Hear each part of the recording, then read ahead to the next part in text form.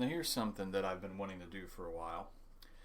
Top 20 PC RPGs of all time.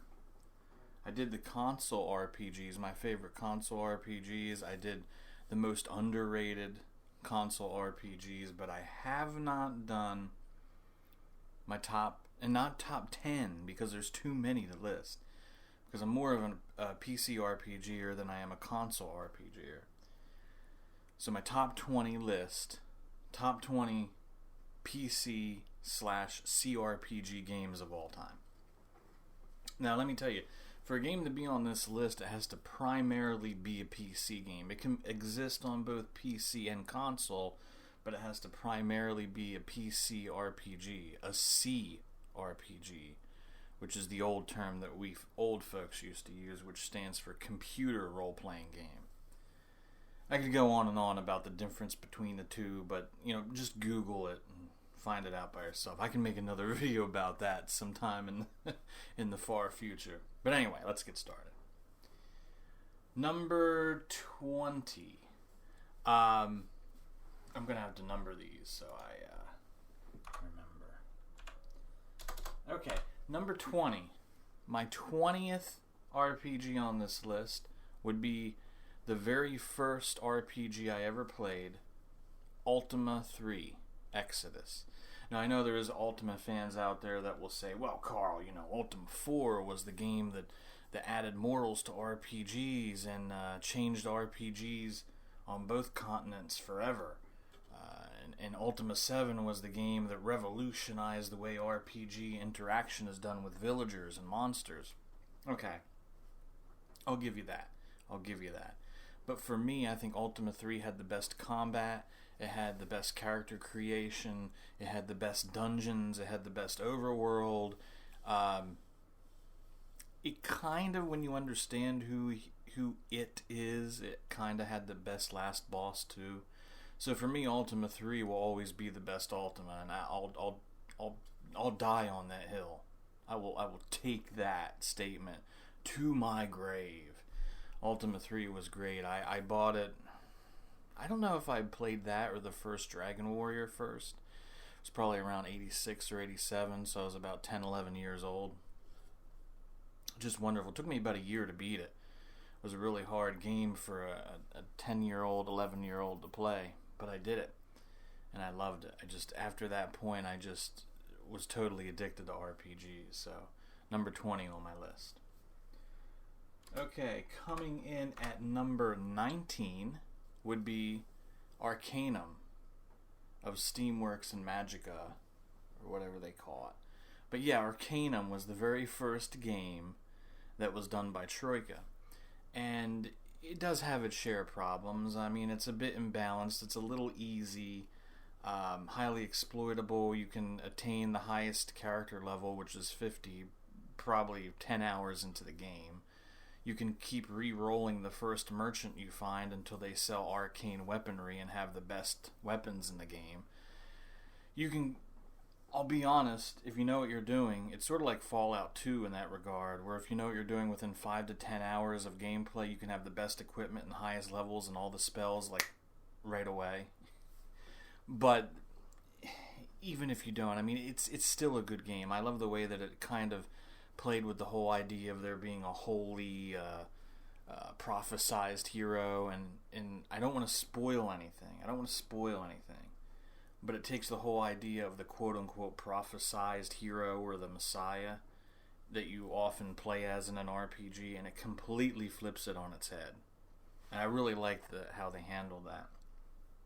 I will say this, if you like the first two Fallout games, and you've never played Arcanum, you really need to play Arcanum, because it's very similar to Fallout 2, and I highly recommend it. It's a shame that it doesn't really get spoken of in best of RPG lists anymore by people, because it's really a great game. Graphics, I think they still hold up. I mean, the combat might be a little weak and it's a little imbalanced, but playing an ogre battle mage. Oh, and I also love the whole idea of you can use technology or spells, but if you use too much technology or someone who has too much technologies around you, your spells start to backfire and fail. It's pretty neat. So you can't be like a wizard and have a bunch of guys with rifles in your party and think you're going to be a badass. Actually, those guys with rifles will influence your magic and cause it to decay. So it's a really nice system they had. Okay, coming in at number 18 would be Icewind Dale. Now, funny thing about Icewind Dale is it gets a lot of hate from people that play Baldurs Gate or Planescape or any of the other Interplay Infinity Engine games, because they think that Icewind Dale is like a poor man's Baldur's Gate. And the excuse they use is that you don't recruit characters and there's no inter-party banter. You're just creating characters and fine-tuning and min-maxing them and playing as a munchkin. And yeah, I get it. But see, for me, I liked Icewind Dale because to me it focused more on the combat. The game was considerably harder than Baldur's Gate. Considerably longer as well, especially if you include the 2 expansions. And it was actually a lot harder. I mean, there were some legit hard fights in there, like really nasty fights in that game. That like even the Zonome fight, that's like halfway through the main campaign before you get to the 2 expansions. And that was a rough one. I mean, there's a lot of ways that they set the scripting up in the fights to stack it against you. That no matter what you cast, you're still going to have the odds against you. And I really like that. It's a good combat simulator for Infinity Engine games. Okay. Coming in at number 17 would be Knights of the Old Republic. Now, you could say Knights of the Old Republic 1 or 2. I mean, they were both similar, but I think the first one was the better game, story-wise and balance-wise. I still consider it the best Star Wars game that you can buy. That and probably Dark Forces 2 Jedi Knight. KOTOR, Knights of the Old Republic, people call it KOTOR, still one of the best games BioWare ever made, one of the best RPGs ever. It got lightsaber combat correct in the context of an RPG, which is kind of hard to pull off, making a lightsaber battle look good in a turn-based RPG. I mean, it was real time, but technically it was turn-based because the turn time was very well defined. I really enjoyed it. It had a great story. It was somewhat non-linear. For its time, it had really good graphics. You can buy mods that'll spice that up a bit nowadays. It really was an amazing game. And I really hope one day they make a KOTOR 3. They should. Probably never will, but a guy can dream. Okay, coming in at number 16 would be Dragon Age Origins. One of the sad things about Dragon Age Origins was that it was an incredible game, and it started off a new lore, a new intellectual property, a new series, and everything that has come after Dragon Age Origins, in my opinion anyway, has been extremely mediocre. I did beat Dragon Age 2. I did beat the expansions. I did beat Dragon Age Inquisition. But, to be honest, I didn't really enjoy them that much. I beat those games once, and then... Actually, no, I beat Dragon Age 2 twice. That's right. I beat Inquisition only once. But I beat those games, and that was it. But yet I've gone through Dragon Age Origins about 7 or 8 times. I even went through it once on the console, just to say that I did. It's sad because it was basically a 3D modernized version of Baldur's Gate. That's all it was. And it was so perfect. The combat was well balanced. You could play it on the hard difficulty and still beat it. The character banter was great. The romance options were great. The graphics were great. Story was great. Sound effect, music, the lore, everything was oh my god, I played that game for almost the entirety of 2009 all the way to 2011, so there's a lot of memories there. It's a shame that I'm not really excited about the next Dragon Age game. I don't care. Because, considering how mediocre Dragon Age 2 was and how slightly less than mediocre Inquisition was, I don't really think that BioWare can make a game of that quality again. So, but you never know. I may eat my words on that. So we'll see. Okay, coming in at number 15 would be Eye of the Beholder 2 for DOS. This is going back into the DOS age. Little bit of a story here. I was a huge fan of the first Eye of the Beholder, and I played the first one on the Super Nintendo. So by the time the second one came along, I had a PC capable of playing it, and I played it on the PC. So Dark Moon was a good game. Eye of the Beholder... Funny thing about Eye of the Beholder 2, and I say this a lot, funny thing, but Eye of the Beholder 2 was just the first game done in a quasi... I guess you could say it was a quasi-open world kind of thing, like Dungeon Master 2 or Lands of Lore, where the world was kind of open. Like, you could backtrack, you could go back to earlier areas, and search for secrets, and everything was interconnected. You were never really locked out of anywhere. I mean, you had keys that you would need to go into different areas, but it never really prevented you from walking into places that you probably shouldn't have been. It's one of the first games I remember that did that, and if you play the second Legend of Grimrock, that game is almost it's like a perfect mirror reflection of Eye of the Beholder 2. Eye of the Beholder 3 stunk, and the one game that came after it, what the heck was Dungeon Hack? Dungeon Hack was fun, but it was to Eye of the Beholder what Icewind Dale was to Baldur's Gate. Fun, but combat oriented. But Eye of the Beholder, I still consider that to be the Goldilocks of 3D dungeon crawls. Because it still had the storyline, it still had the lore, it still had some interaction, but it had a lot of combat, and it had a big world, and a big dungeon, and it was just very finely tuned. It was, to me, that's the peak. That's the peak of D&D dungeon crawlers right there. Never got any better. Even to this day, it still hasn't. No one's been able to eclipse that, in my opinion. Okay, number 14. 14 on the list would be Neverwinter Nights 2.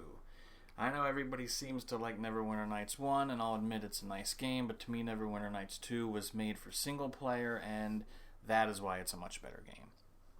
Its campaign is wonderful, the characters you can romance and team up with are wonderful, the story is very long, the world is very large, there's a lot of lore, there's a great story, there's a great series of expansions. Mask of the Betrayer is amazing.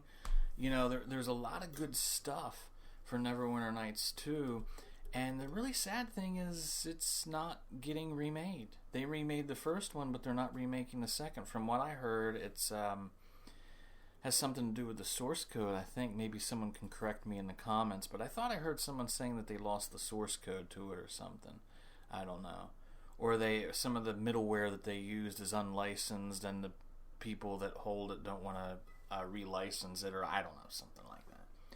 But it was a great game.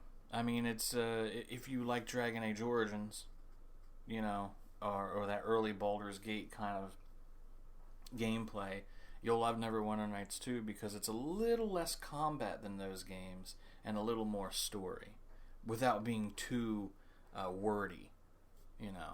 It's really nice. It just hits that sweet spot between having too much story and having too much combat. It's like right in the middle.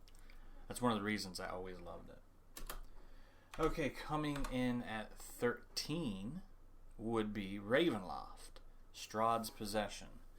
Now, the great thing about Ravenloft, compared to other D&D games of the early 90s, the pre-Windows D&D games, is that it wasn't afraid to try something new. There were games that came after it that used that same engine, like Menzo Brands and what was the other one? Stone Prophet. I think there was another one, but I can't remember what it was called. But it took the whole idea of Eye of the Beholder and Eye of the Beholder 2, right? It took that whole idea of like a dungeon crawler, but made it not grid-based, but instead like an open world, first-person hack and slash in a way. Go and look at some videos of it online. It's really nice. One of the things I loved about Ravenloft Strahd's Possession is that it was fully voiced, which gave it a really strong narrative. I mean, the story wasn't anything, it wasn't anything grand. You're just going up against Strahd Van Zarovich, a very powerful vampire who lorded over Ravenloft. But because all the NPCs were voiced, and voiced very well, I might add, it really makes that game spark. That's one of those games I've beaten probably 3 times in my life, 3 or 4 times I've sat down to play it. And it's been a while since I went through it again. But it's so fun, and the last boss fight with Strahd is real cool. So, gotta have that up there. I think it's a shame that it doesn't really get spoken of in the same lists as like Eye of the Beholder, Baldurs Gate, Neverwinter Nights. People don't. It's like they never played it. I still have my original CDs for Strahd's Possession. That is just a damn good game, and I highly recommend it. You can get it off Good Old Games, GOG.com. Just go to GOG and download it. It's probably like $4.99. I swear to you, you will not regret it. It is a great game. Just sit down, maybe get a strategy guide, download one off the internet, because some of the mazes can get a little weird late in the game. So just download some maps, play through it. It's an amazing game. I mean, the music, the voice work, it's so cool. It's so cool. Highly recommend it. Okay, so moving on to number 12, and we're getting in some modern games now. Witcher 3. I know, Witcher 3, it's kind of modern. It only came out about, 4 years ago? But I still consider Witcher 3 to be one of the best games out there. Gorgeous graphics, of course the world lore is great, the story is great, there's a crap ton of content. You can bury 100 hours in that game, easy.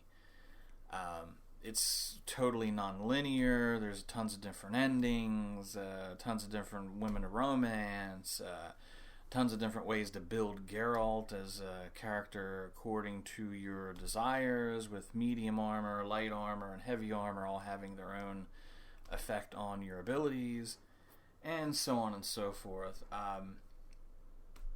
Witcher 3 is one of those games that if someone was in a coma for the last 10 years and loved RPGs, and they said, well, what are RPGs like nowadays? That's the first game that I would show them.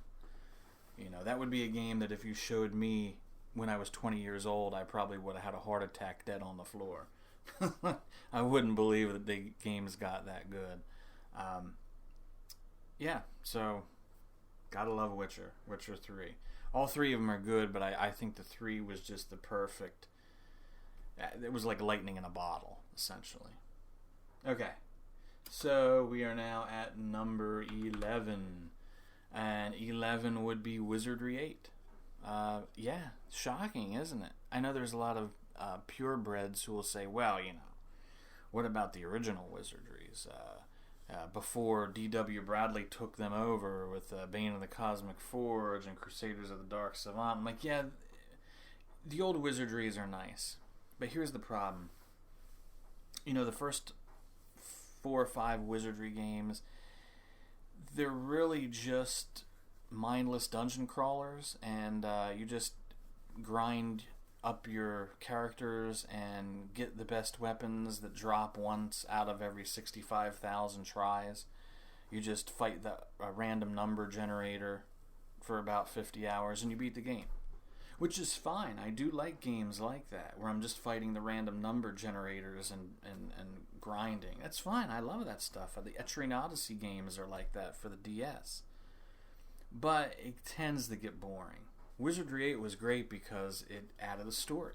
It added NPCs that would talk to your character that you could recruit. NPCs that had their own personalities, like V Domina.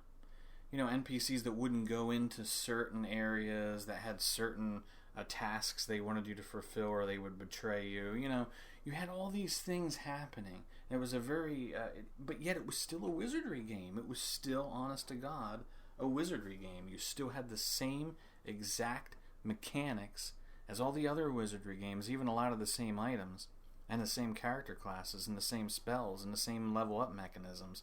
But you had it in a modern engine that wasn't grid-based, that was still turn-based, right?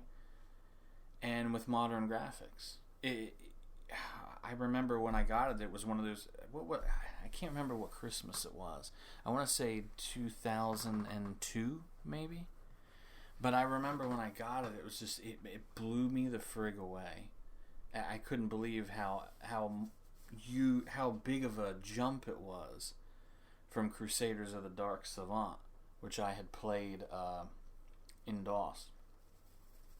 I mean, I even played the gold version. I have the gold version of that game, Crusaders of the Dark Savant. Even comparing it to the Windows reissue of it, it's just leaps and bounds above it in every way.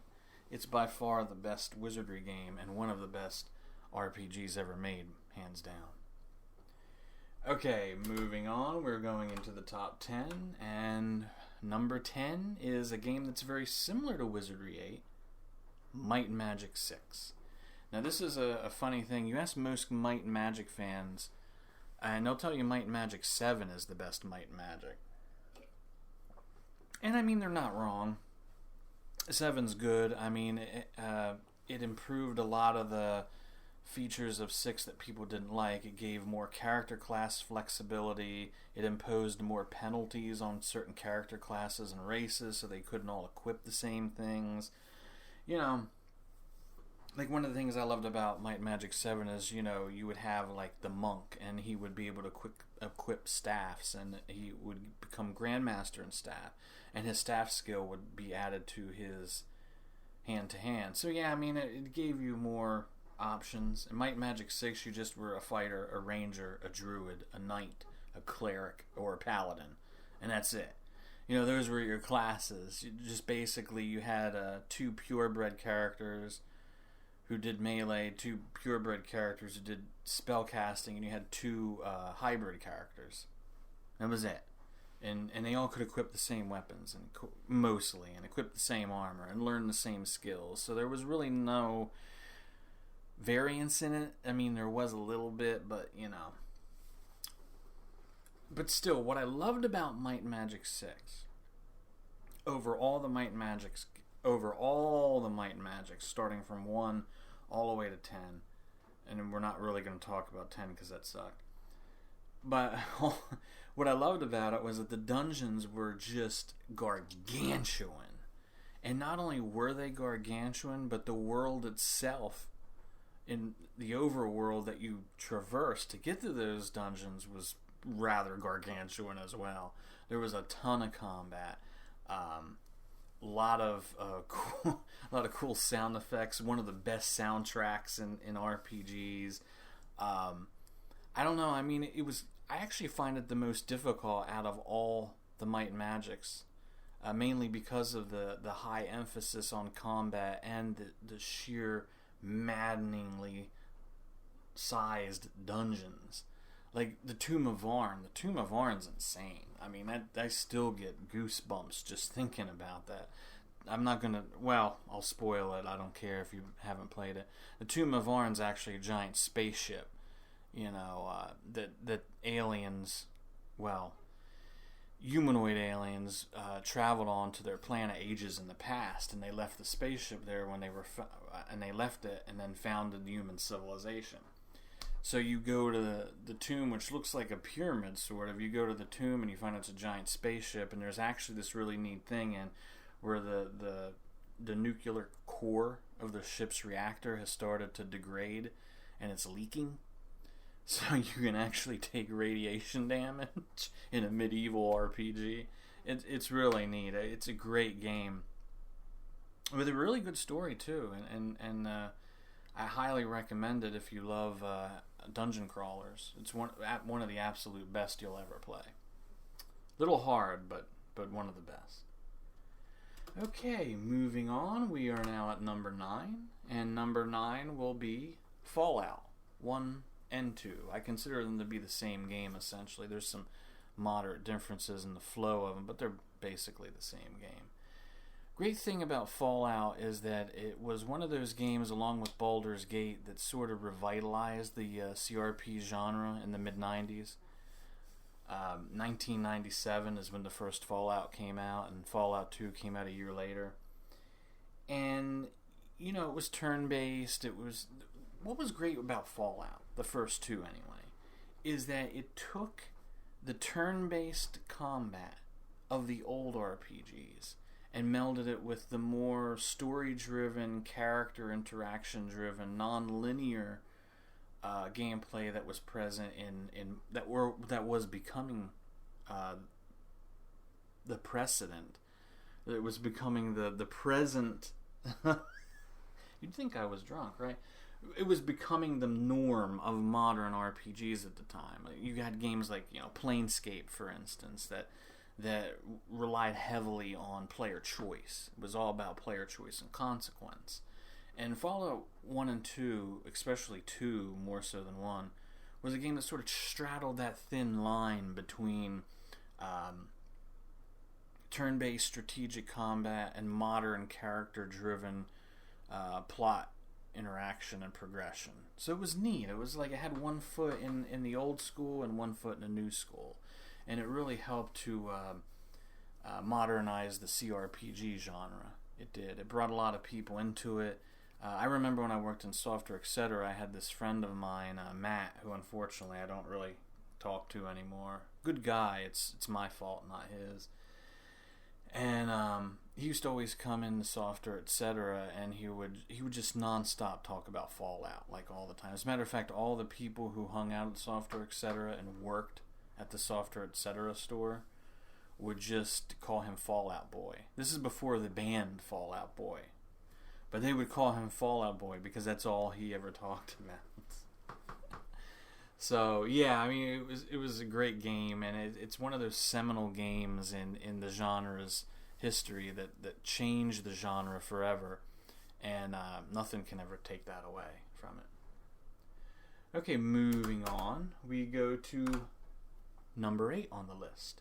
And number 8 is another very old game. We're going back to the D&D Gold Box era of the late 80s. And that's Pool of Radiance. Pool of Radiance was the first, well, not counting Hillsfar, or the first Eye of the Beholder. I don't know. I actually think I played Eye of the Beholder before that. No, I played it afterward. Pool of Radiance was the first real D&D RPG that I ever played. And I played it on my Commodore 64. And I can remember sitting there in the unair-conditioned PC room that we had on the second floor of my folks' house. And there was no air conditioner. It was a walled room, extremely small. It was basically a walk-in closet, to be honest. And it was at the end of the hallway, and behind a dartboard that we used to throw darts at, in this dusty old like walk-in closet area where we put the Commodore 64, which was considered, you know, the family PC. And it's like I would just sit there for like hours and hours and hours playing that game, and I knew nothing about D&D before I played it, but after playing it for a couple years, I knew everything about D&D. It's a great game. You know, if you ever play it, I would recommend playing the NES version, because it's hard going back and playing the old DOS version using keyboard shortcuts. You can do what I do if you want, get Joy to Key and emulate a joystick for it, so it's a little bit easier to control. But anyway, it's a great game. It's turn-based. It's very long. There's a lot of great scenarios. I just really... Maybe it's nostalgia, I don't know. But to me, I never felt like, at least in my opinion, there's no other better D&D game that's pure D&D than Pool of Radiance.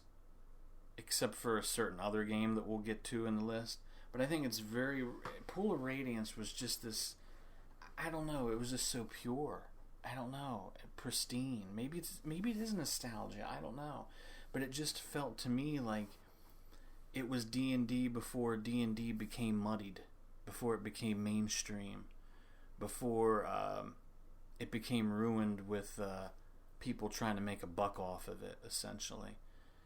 And it's just a great game from start to finish. You know, you're slowly clearing out the slums, reclaiming them from the monsters, and getting paid by the city council. Then you go outside and you go to the mountainous area up north, and you get attacked by the tribals. You deal with them. You go down to the river. You deal with the wizard, who has the army of lizard people that are beating people up down there. You go to the outer realms of Flan. You discover Tyran Thraxus, a.k.a. Bane, is coming back, and he's marshaling all his forces. And, you know, you have all these things. You get really cool weapons like flaming long swords and displacer cloaks. And everything that made D&D fun in the 80s is in that game. So if you're an old school RPG fan, and you love D&D and you've never played Pool of Radiance, son, you're missing out. You have to go back somehow, some way. Even if it's getting the Nintendo version on the Nintendo emulator, you have to go back and play that game. Preferably on a Commodore 64 emulator or in DOS on goodoldgames.com and play the original. But if you can't, you can play the Nintendo version, which is a bit easier and has better control scheme. So yeah, Pool of Radiance. Awesome game. Highly recommend it if you want D&D. Now, going on to number 7 on the list. 7's going to be a fun one, because I know a lot of people might get angry at this being rated so high. But I'm going to say it. Fallout New Vegas. Yes, I'm putting New Vegas ahead of Fallout 1 and 2, even though I'm a turn-based fan. I think Fallout New Vegas was I used this term before to describe, I think, Witcher 3, but I'm going to say it again. It was lightning in a bottle. It was just one of those things where, you know, the developers just accidentally stumbled upon a perfect formula and made it. Fallout 3 I never really cared for. The story was dumb, the combat was it was more of a shooter than anything else. And I remember when New Vegas was announced, I was like, yeah, well, you know, I'll get it, but, you know, I didn't really like Fallout 3, so. Funny thing is, Fallout New Vegas ended up being the best Fallout game. They improved the combat by adding iron sights and about 500 different weapons, all had their own ammo types and behavior. They added weapon mods, which were really cool. They had NPCs that could join you that actually changed the way the game worked, you know, like how Boone had his aiming ability that he would add to you, and Rawl, the zombie, could repair your equipment while you were walking around. So they all had their own, like, little... It wasn't just like, oh, this NPC joined you, throw some weapons on his back and let him fight something, you know. Plus there was a lot of faction play. You had the 3 main factions, you know, the NCR, the Legion, and then... well, you had the Brotherhood of Steel, and you had a lot of other ones. You had House, Mr. House. You could go on your own, like Benny did. So even though there was like 3 main factions, there was more like 5 factions that you could really do things with. And it was just, the faction play was great, the combat was great, the music was amazing. Amazing. Great soundtrack. Best in the series by far. Probably you could make the argument that it's the best game soundtrack period, if you want. In my opinion, you could make that argument. And one thing I really loved about New Vegas was that it was so stylized, you know? I mean, like, the graphics, even if you don't mod them, even if you play plain vanilla Fallout New Vegas, it still looks better than pretty much every game out on the market now because it was so stylized. They took a really crappy engine, right? And really crappy tools they were given to by Bethesda, and they managed to make one of the most gorgeous looking games that has ever been in the history of gaming. Just the way it was stylized. the way the armor was done, the way the strip. I mean, when you first get to the strip, I mean, holy heck. You know, you first get to the strip, I mean, that's like the most amazing thing in the game. All those flashing lights, the 1950s vibe, the music blaring out through the entrances of all the casinos in a muffled form. Oh, God, every time I play that game, and I've beat it probably a dozen times, but every time I play that game and I first hit the strip, it's like, it's still magical. I mean, it is, honest to God, it is still magical. And how many games can people say that about? That you can go through a game a dozen times over the course of a decade, right? And every time you get to that one part, it still makes you lose your breath. That is the mark of a truly great game. And it just doesn't get any better than that for the Fallout series. Now, maybe we might get a New Vegas 2, I don't know. But even if we don't, we still have the first one. The first one, that's enough for me. Okay, moving on. We're getting to the nitty-gritty now. Number 6. Number 6 is my favorite D&D computer game of all time, Temple of Elemental Evil. Funny thing about Temple of Elemental Evil, that game when it came out was a mess. It was a flustercuck. Trying to not cuss, you know. It was a really messed up game. It took them a few patches, and after a few patches in about a year, and then some fan patches thanks to the Circle of 8, the game became pretty stable, and you had a great D&D game. It was turn-based, right? Now, see, a lot of you guys now who play PC RPGs, you're playing Divinity: Original Sin, you're playing Torment: Tides of Numenera. You know, you're playing the Dungeons of Nahalak. You're playing all of these turn-based games because turn-based CRPGs are the in thing now. But you have to understand, in 2003, a turn-based RPG was unheard of. Turn-based was considered the kiss of death. And me and a bunch of other grognards on all the RPG sites at the time, you know, like RPG.com was one of my popular ones. We would go on the forums and constantly complain about the lack of turn-based RPGs, how everything was copying Baldur's Gate. You know, you had Gorosol, you had, there was one game, Shadow Flare, there was a lot of games. There was a lot of games that copied that Baldur's Gate style of combat, the real-time with pause, as they call it. And for Temple of Elemental Evil to come out and do turn-based, man, it didn't have a market. I mean, it didn't sell. It flopped. It completely flopped because only old folks like me were buying it. And Atari, its publisher, didn't like that fact, and it cut funding for the patches. It said, screw it, we're not going to pay Troika to do the patches. We're not going to pay anybody to do any work on the game. You're all dismissed. Go home. Game's done. Screw it. That is literally what the publisher said. Like, it's not selling, no one's buying it, no more patches, no more support, close up shop and go home. As a matter of fact, they told the publisher, Troika, to go work on Vampire the Masquerade Bloodlines, which ended up being their most popular game, oddly enough. But yeah, Temple of Elemental Evil, great D&D game. A lot of people complain that there's not much of a story. There really isn't. They complain that it's not really that non-linear, and I mean, it's really not. It's more of an Icewind Dale style combat simulator because the game is like 99% combat.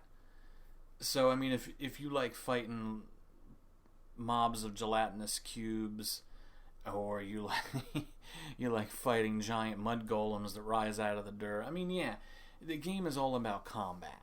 That's what it is. It's 99% combat and 1% story. Now, if you like that, cool. You know, I like that. It's a very large game. You can dump about good, 40, 50 hours into it, into the one major dungeon that the game takes place in, the titular Temple of Elemental Evil. There's item crafting.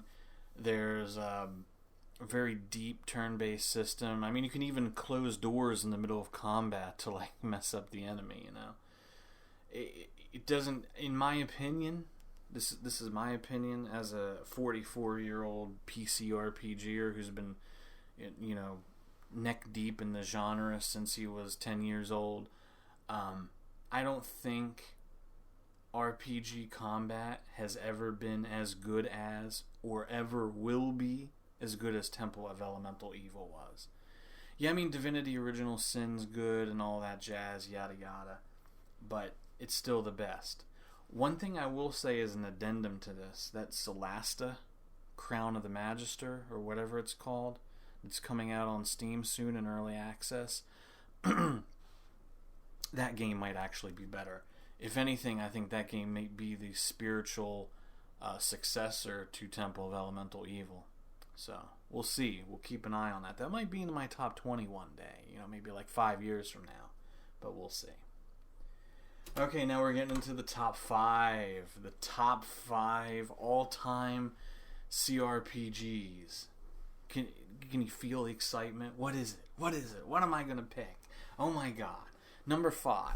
I actually wrestled with putting this game in here because I didn't want first-person RPGs in here like Deus Ex or things that were like Vampire Bloodlines, another Troika game. I didn't want stuff like that because I thought, well, they kind of straddle that line between RPG and action game, and I wasn't sure if it really is an RPG. But since I had Ravenloft and them on here, I figured I would add it. My 5th game is Arx Fatalis. I consider Arx Fatalis to be better than Ultima Underworld, which was the game it was based on. Arx Fatalis, funny thing, and I keep using this a lot. I really need to open up a dictionary sometime with thesaurus.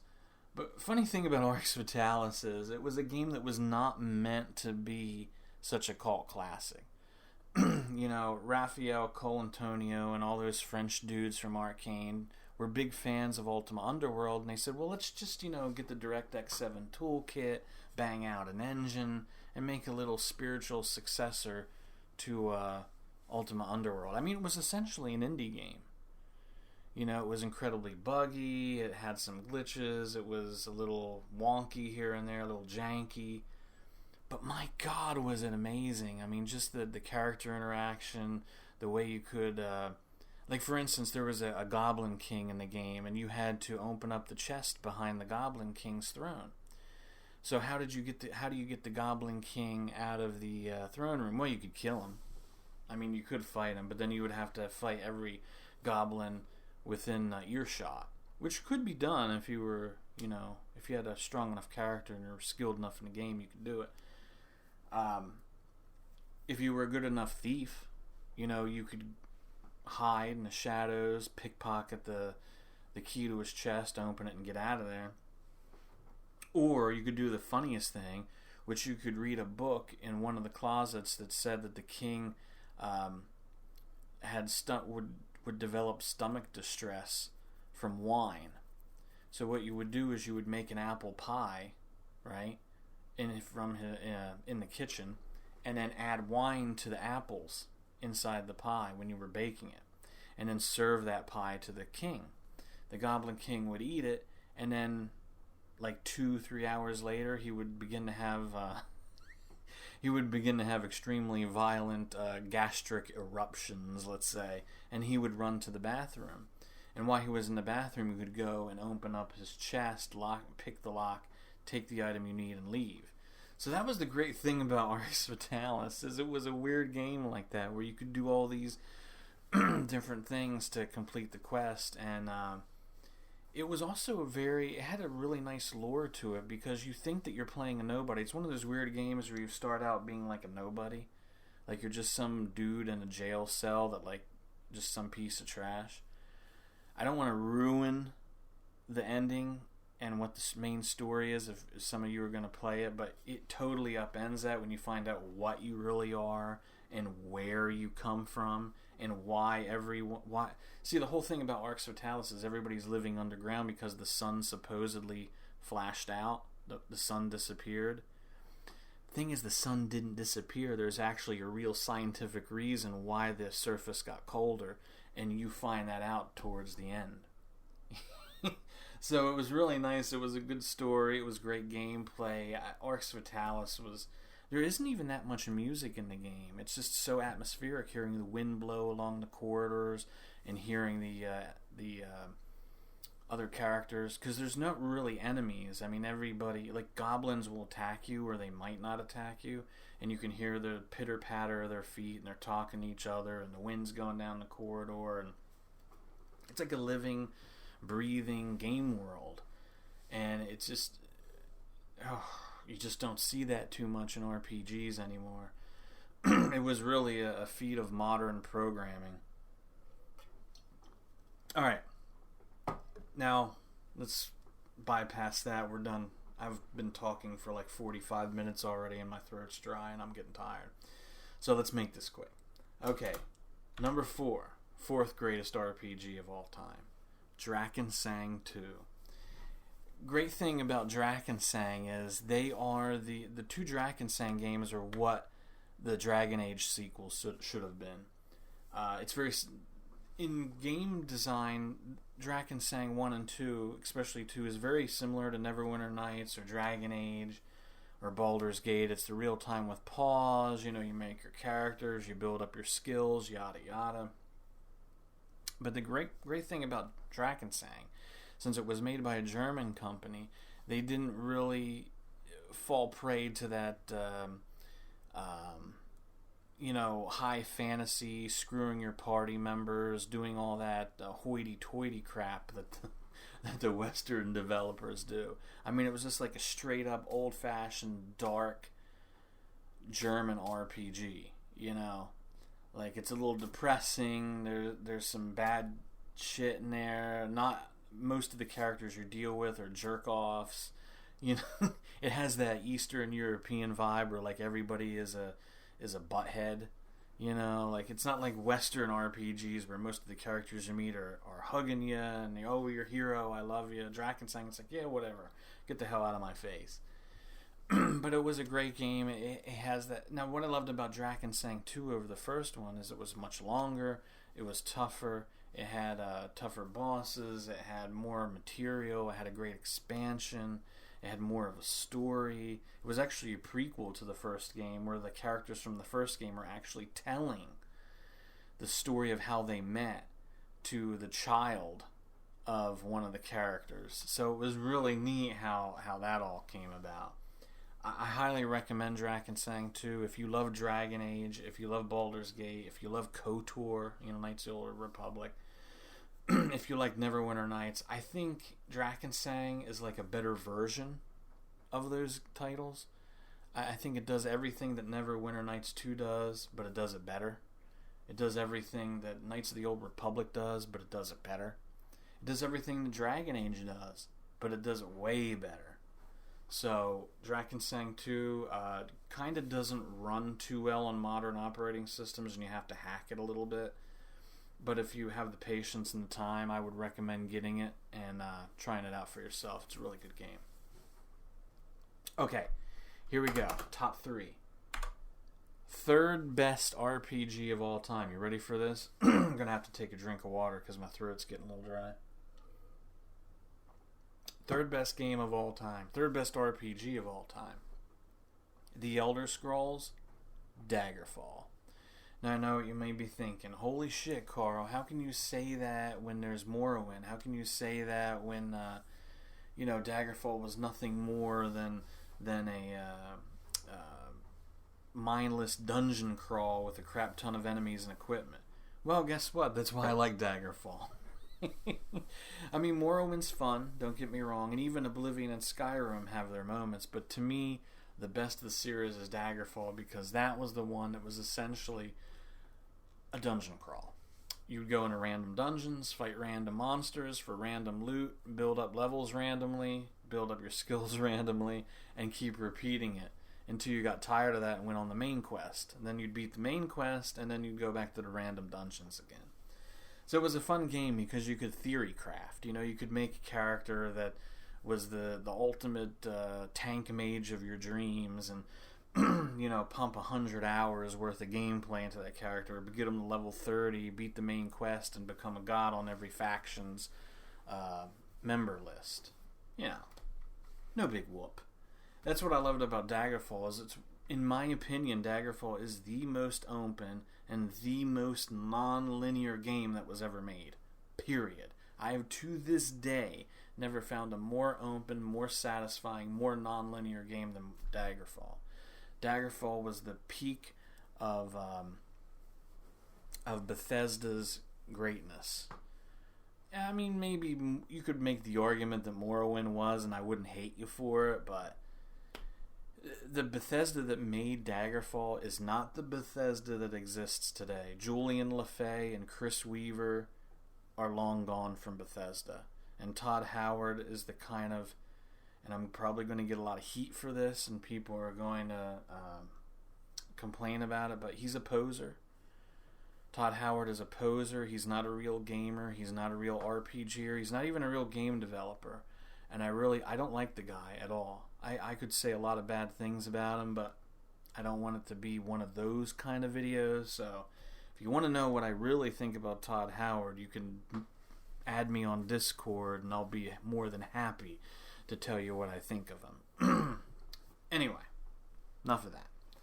So we're moving on to number 2. What is the second greatest CRPG of all time? This should be pretty obvious if you know me. If you know me, you should know what this game is, what the next 2 games are. So the second greatest game of all time for me, Baldurs Gate 2.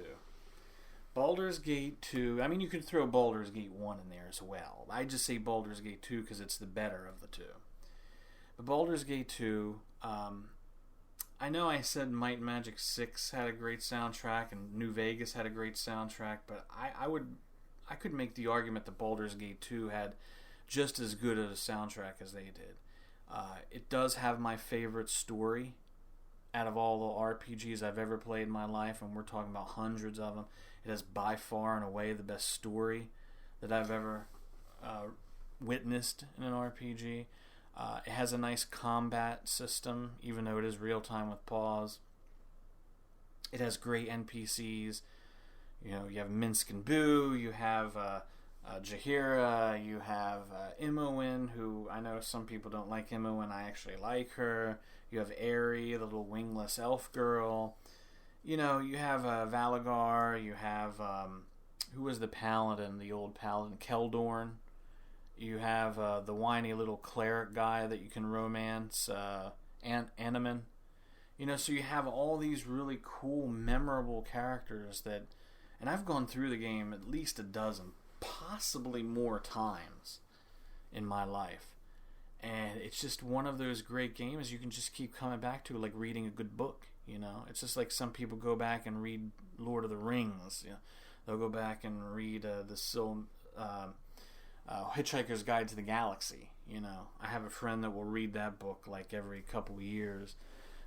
Even though he's read it hundreds of times, dude still reads it. So it's the same thing, you know. It's just one of those things you can go back to, and it's like a comfy pair of slippers or a nice, comfortable, warm robe. Makes you feel comfortable. There's a little nostalgia there, and it's serviceable. I mean, it's a game that to me, you know what? It's been out 18 years or so. It's a game that to me, 18 years from now, it'll still hold up, and it still holds up today. I don't even consider it a D&D game, to be honest. I consider Baldur's Gate 2 to be its own entity.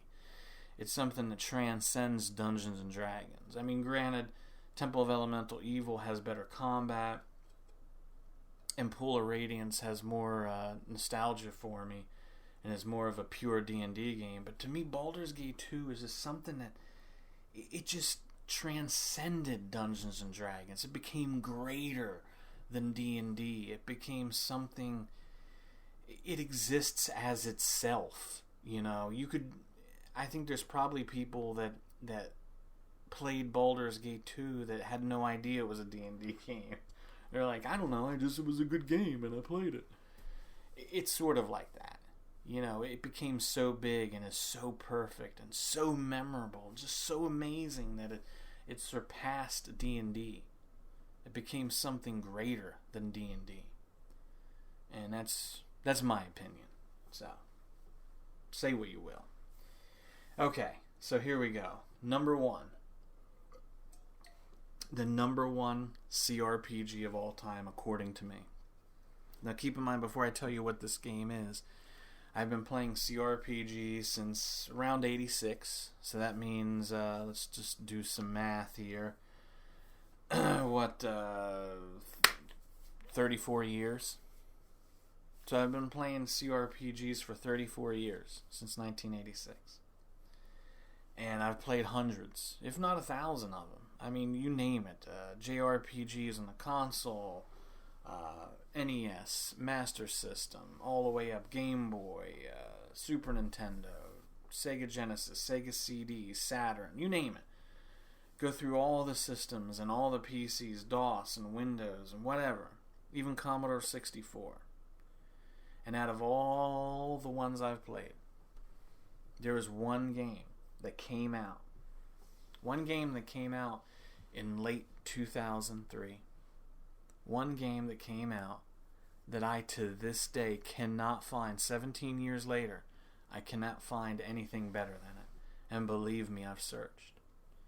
This game is so good that to this day I can't find... And it bothers me. It really does. Because it's still, in my opinion, the best RPG. And let me get this straight.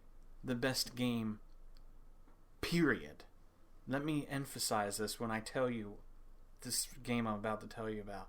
It is the best game, period, in my opinion. The best of any genre, the best of any platform, the best of any decade.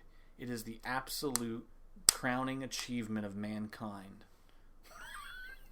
And I don't care, I'm going to probably get crapped on for saying this. It is the absolute greatest piece of art. The greatest, even though games might not always be art, but is the greatest thing that mankind has ever made outside of the space shuttle that took us to the moon. And that game is Gothic II. Gothic II. What can I say about Gothic II? You know, I didn't like Gothic III. Gothic IV Arcania was a steaming pile of crap. And while I did like the Risen games, and I do like Alex, I still think that those first two Gothic games, especially Gothic II, were just about as perfect as an RPG gets. So think about it. Gothic 2, if you've ever played it and you hated it, I can understand it, because the combat's a little janky. True, I'll give you that. The thing is, Gothic 2 is a game that grows with you as a gamer. When you first play it, you get your ass beat, just like Dark Souls. You get your ass beat time and time again, and you're either going to be like everybody else and get discouraged and never play it again, or you're going to get mad and you want to get better. If you're in the latter group and you get mad and want to get better, you're going to find that your combat is going to get less janky. Your sword swings are going to be more fluid. Your spell casting is going to be better. You're going to get better and better and fight stronger and stronger enemies. The game is so finely balanced, so finely tuned, that once you know how to play it, it becomes like second nature. The gameplay is so tight in Gothic 2, in my opinion. Granted, there's still times I'll play it, and I've gone through the game countless times. But there's still times I play it where I might die. Like right in the beginning when you start the game, there's a cave underneath the waterfall. And there's a bunch of black goblins down there. They're a bit too high for your level, because the weapon you start with is a stick. The first weapon you get is a stick. Or you can go a little further and get a dagger, short sword thingy. But you only need the stick. It has a better reach anyway. But the funny thing is, you can go down there, and if you're clever, you can whack these things from a distance, line them up against the wall, and get them stuck and hit them with the stick and beat them. Steal all their equipment, all their gold, all their healing potions, and then you get, pretty well equipped for the rest of the game. And that's the way Gothic 2 works.